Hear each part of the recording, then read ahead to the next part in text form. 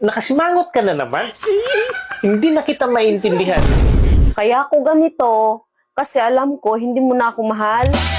Paano mo naman nasabi na hindi kita mahal? Mahal kita, alam mo yan. Kung mahal mo ako, bakit nakaisa lang?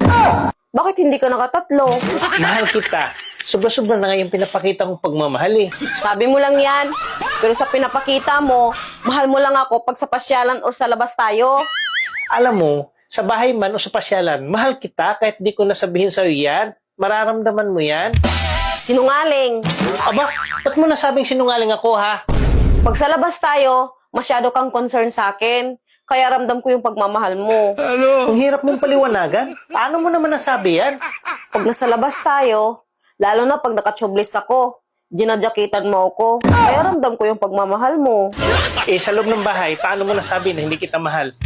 Binabastos mo ako pag nasa bahay. Hindi ako ganun. Hindi kita binabastos kailanman, tsaka hindi ko magagawa sa'yo yan. Kung hindi mo ako binabastos, bakit pag nasa labas tayo, ginadyakitan? Pag sa bahay, hinuhubaran.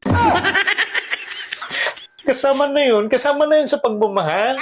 Ganyan ka ba magmahal? Kinakabagan?